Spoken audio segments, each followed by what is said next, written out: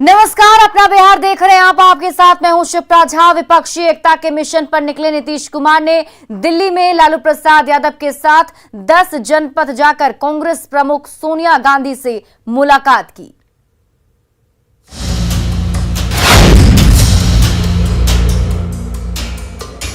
बिहार के मुख्यमंत्री नीतीश कुमार 2024 के लिए विपक्ष को एकजुट करने की मुहिम में लगे हैं। इसी कड़ी में नीतीश कुमार और आरजेडी के राष्ट्रीय अध्यक्ष लालू प्रसाद ने कांग्रेस प्रमुख सोनिया गांधी से मुलाकात की। सोनिया से मुलाकात के बाद लालू प्रसाद ने कहा कि बातचीत बहुत अच्छी रही। मैडम ने कहा, सोनिया जी ने, कि उनके पार्टी का अध्यक्ष का चुनाव हो रहा है। अभी 10-15 दिन के बाद फिर उन्होंने कहा कि आप लोगों से बात करेंगे, नया अध्यक्ष कौन आते हैं नहीं आते हैं, तो फिर बात हम लोग करेंगे। बहुत अच्छी बात हुई है। सोनिया गांधी से मुलाकात के बाद नीतीश कुमार और लालू ने हाथ उठाकर एकजुटता दिखाने की कोशिश की, लेकिन सोनिया गांधी का ये कहना कि अध्यक्ष के चुनाव के बाद बात करेंगे, ये संकेत देता है कि विपक्षी एकता की स्क्रिप्ट अभी फाइनल नहीं हो पाई है। चीज के बारे में एक बात है कि उनके यहाँ तो अपना पार्टी का अध्यक्ष का चुनाव वगैरह है, वो सब के बाद ही फिर फाइनली वो कहेंगी कुछ। 9 अगस्त को एनडीए से अलग होने के बाद नीतीश कुमार ने विपक्षी दलों को एकजुट करने की मुहिम शुरू की। सबसे पहले तेलंगाना के सीएम केसीआर ने मुलाकात की, उसका कोई नतीजा नहीं निकला। दिल्ली में केजरीवाल से मिले, लेकिन केजरीवाल एकला चलो की बात कर रहे हैं। और अब सोनिया गांधी से मुलाकात। इस मुलाकात के बाद भी बात अगली तारीख की होने लगी है, जिसके बाद विपक्षी एकता की मुहिम पर संशय के बादल छाने लगे हैं। न्यूज़ 18 के लिए दिल्ली से अमितेश की रिपोर्ट। बीजेपी सांसद सुशील मोदी ने कहा कि कांग्रेस डूबता जहाज है और कांग्रेस के साथ चलकर नीतीश कुमार प्रधानमंत्री नहीं बन सकते। कांग्रेस एक डूबता जहाज है, उस जहाज पर जो सवारी करेगा उसका डूबना तय है। कांग्रेस बीजेपी का मुकाबला नहीं कर सकती है।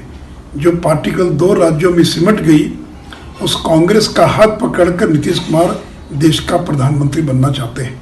और वो लालू यादव, जिनका दौर खत्म हो गया, जो अपनी पार्टी को 2009 और 2014 में 4 सीट मुश्किल से दिला पाए। इसलिए नीतीश जी, आप कितना भी जोर लगा लीजिए, चाहे केसीआर के साथ आपकी मुलाकात हो, विपक्षी दलों से मुलाकात हो, फतेहाबाद की रैली हो या सोनिया गांधी से मुलाकात हो, इन चीजों का कोई परिणाम नहीं निकलने वाला है। सोनिया गांधी से मुलाकात के पहले हरियाणा के फतेहाबाद में विपक्षी दलों के नेताओं का जमघट लगा। उप प्रधानमंत्री देवीलाल की जयंती पर जुटे विपक्षी नेताओं ने केंद्र सरकार पर निशाना साधा, जिस पर बीजेपी की तरफ से भी पलटवार हुआ।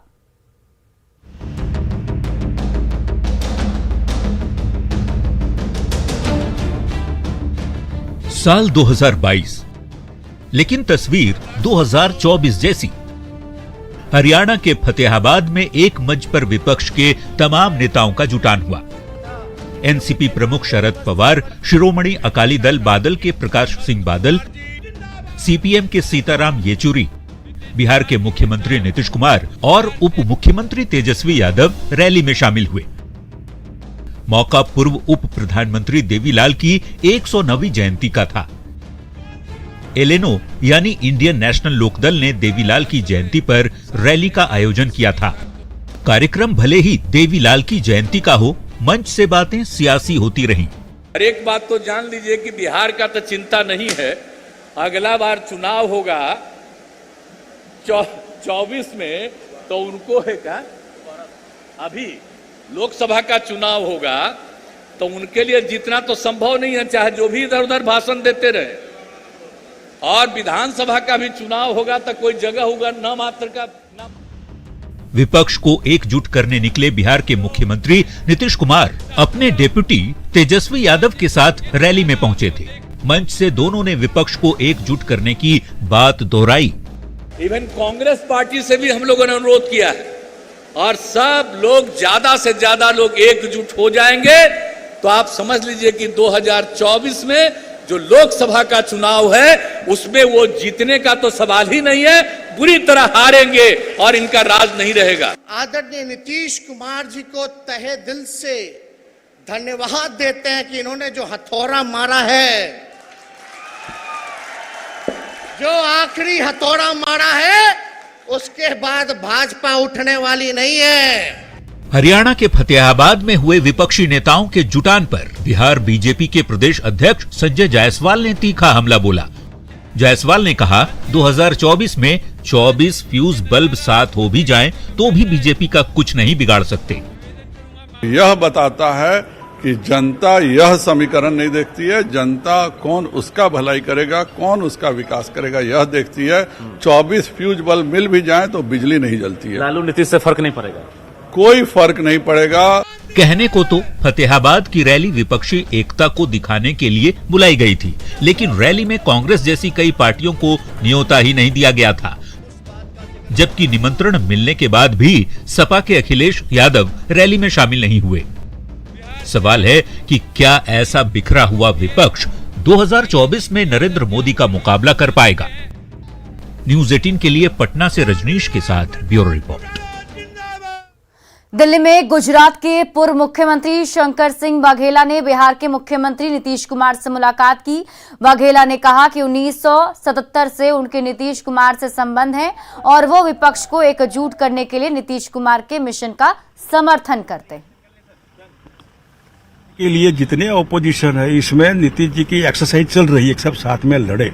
फिर एक फ्रंट कैसे बनेगा, कोई परिवार बनेगा, कोई फ्रंट बनेगा, इंडिपेंडेंट लड़ेंगे, लेकिन एंटी बीजेपी फ्रंट के लिए वो एक्टिव है और इसमें हमारा इनको समर्थन है। क्या गुजरात में भी आप नीतीश कुमार को आमंत्रित कीजिएगा चुनाव लड़ने के लिए? ऐसे ही देखिए, वो तो कांग्रेस के बिहार में इनके भागीदारी में कांग्रेस और जेडीयू साथ में है, इसलिए वो इंडिपेंडेंट तो लड़ नहीं सकते, लेकिन जरूर हम वेलकम करते हैं इनका।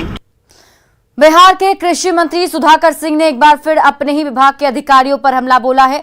सुधाकर सिंह ने कहा कि अधिकारी 25 से 50,000 तक वसूलते हैं। 50,000 वसूलता है किसानों से, 35,000 तो मैं खुद बोल रहा हूँ। मेरे विभाग के अधिकारी चोर हैं, यह कहना है बिहार के कृषि मंत्री सुधाकर सिंह का।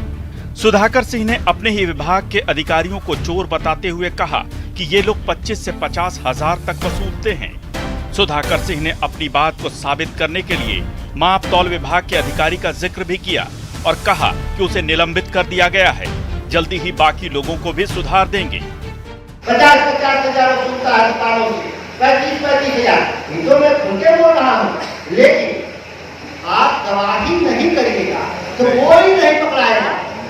बलरामपुर वाले ने किया, मैंने एक्शन लिया, लेकिन आप गवाही नहीं करेंगे, लीक कर नहीं देंगे तो सभी बचाएंगे। थाने में एफआईआर कराने जाते हैं, बिना लिखे एफआईआर होता है कहीं? तो जब वहां लिख के देते हैं, यहाँ भी लिख के दीजिए भाई। और जो लिख के आया वो बिजली विभाग का है, तो सिंचाई विभाग का है। मेरे विभाग का एक हार्वेस्टर का मामला।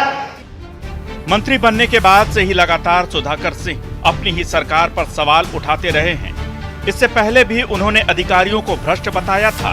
उसके बाद सुधाकर सिंह ने नीतीश कुमार के ड्रीम प्रोजेक्ट माने जाने वाले कृषि रोड मैप पर सवाल उठाया था और फिर मंडी सिस्टम खत्म करने की आलोचना की।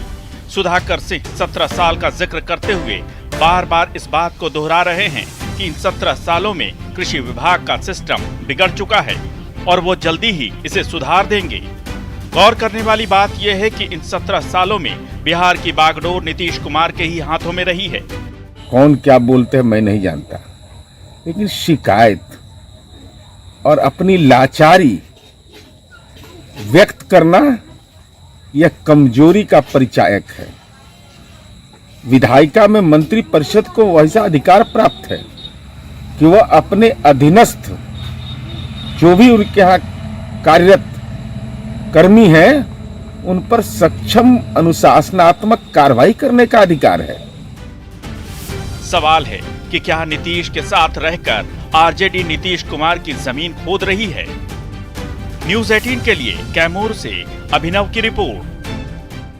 बीजेपी प्रवक्ता अरविंद सिंह ने कहा कि मंत्री सुधाकर सिंह का बयान पूरी तरह गैर जिम्मेदाराना है।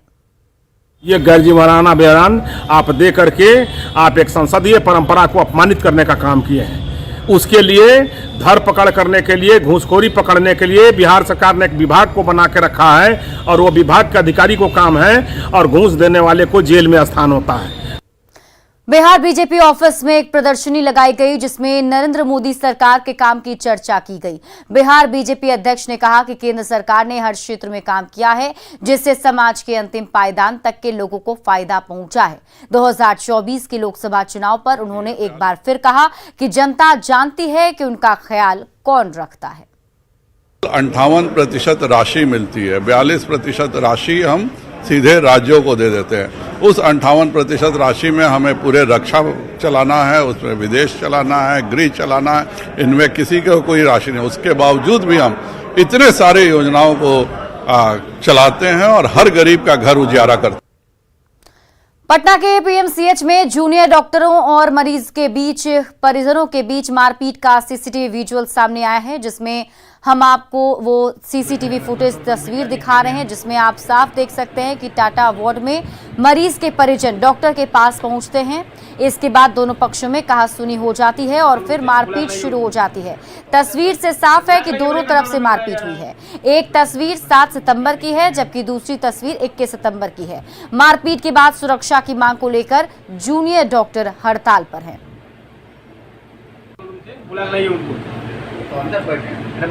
कंट्रोल में बुलाया जा रहा है। मधेपुरा में साल 2011 के होमगार्ड बहाली प्रक्रिया को स्थगित करने को लेकर सैकड़ों होमगार्ड अभ्यर्थियों ने पहले मधेपुरा सदर विधायक और शिक्षा मंत्री प्रोफेसर चंद्रशेखर का जिला अतिथि गृह में घेराव किया, फिर डीएम आवास पर डीएम का इंतजार किया, लेकिन उनकी मांगे पूरी नहीं हुई। दरअसल जिस मैदान में बहाली की प्रक्रिया होनी है वहां पानी और कीचड़ भरा है। इस दौरान करीब 4 घंटे में मंत्री जी ने डीएम साहब को कई बार फोन किया लेकिन फोन नहीं उठाया गया। आखिरकार मंत्री जी ने उनकी मांगों को जायज बताते हुए अधिकारियों और मुख्यमंत्री से बात करने का भरोसा दिया है। कि हम लोग जो 2006 में दौड़े थे वो ग्राउंड वो बालू था, इसलिए हम लोग कंप्लीट नहीं कर सके। एक भी नहीं कंप्लीट किया, उसमें 4 रोज बहाली हुआ, एक भी कंप्लीट। हम लोग जो है ये होमगार्ड बहाली जो है ना 2011 का, उसका मतलब डेट बढ़ाने के लिए हम मंत्री जी से मिले और मंत्री जी ना मतलब डीएम साहब को कॉल किए और डीएम साहब बोले ठीक है हमारे पास सभी छात्रों को भेज दीजिए, हम उस पर विचार करके हम डेट देंगे, 2 महीना का समय देंगे। साइबर अपराधियों ने पूर्णिया के कमिश्नर से फर्जी आईडी बनाकर एक अधिकारी से 1 लाख रुपए ठग लिए। कमिश्नर ने बताया कि किसी ने व्हाट्सएप पर जिला निर्वाचन पदाधिकारी श्रीनिवास को मैसेज भेजा और उनके नाम पर 1 लाख रुपए मांगे, जिसके बाद जिला निर्वाचन अधिकारी ने दिए गए अकाउंट में रुपए भेज दिए। बाद में पूछे जाने पर पता चला कि ये काम साइबर ठगी वाले गिरोह का है।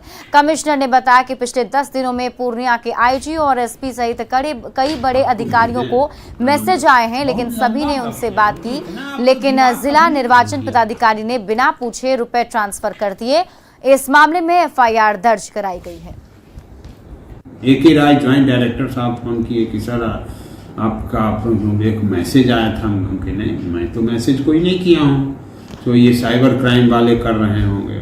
उसके बाद फिर 10 बजे हमको इलेक्शन ऑफिसर साहब का फ़ोन आया कि सर आपका मैसेज आया था। हम कि नहीं, मैं तो मैसेज नहीं किया हूँ, आपको साइबर क्राइम के फेरा में पड़ गए क्या? तो बोले कि हाँ सर हम तो 1 लाख रुपया ट्रांसफ़र कर दिए कि अभी तुरंत जाके एफआईआर दर्ज कीजिए। तो उन्होंने के नगर थाना में एफआईआर किया।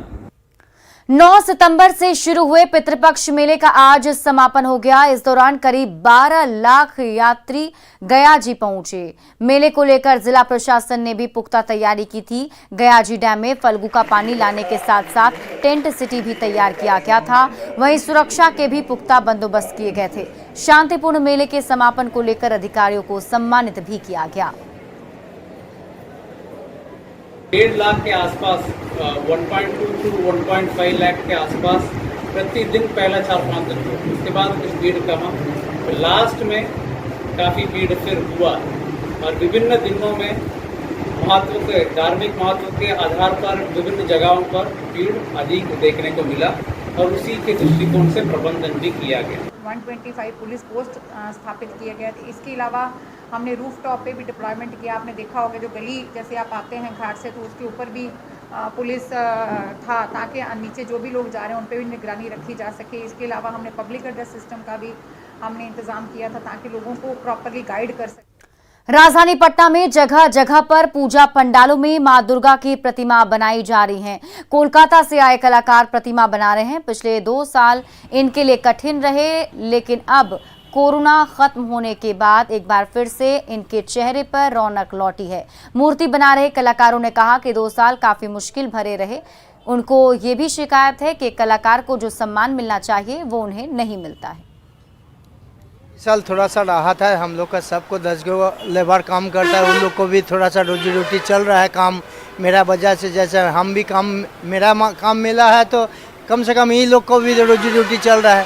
हम लोग का इतना परिस्थिति खराब था कि मतलब क्या बताएं, ठेला वाला अभी 2 पैसे कमाता है, लेकिन हम लोग का घर में चुपचाप बैठे हुए, इज्जत नहीं है।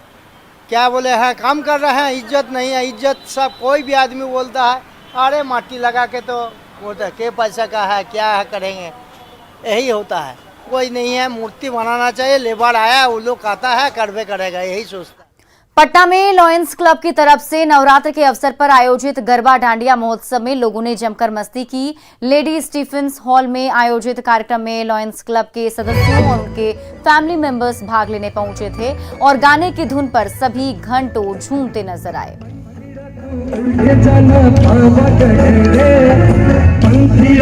उड़ के जाना पावागढ़